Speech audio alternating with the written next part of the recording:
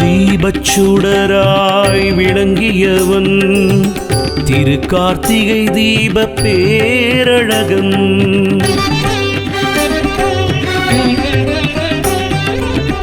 தீபச்சுடராய் விளங்குபவன் திரு கார்த்திகை தீப பேரழகன். வாழ்வின் வெளிச்சம் தருகின்றவன், நம் வாழ்வின் வெளிச்சம் தருகின்றவன்.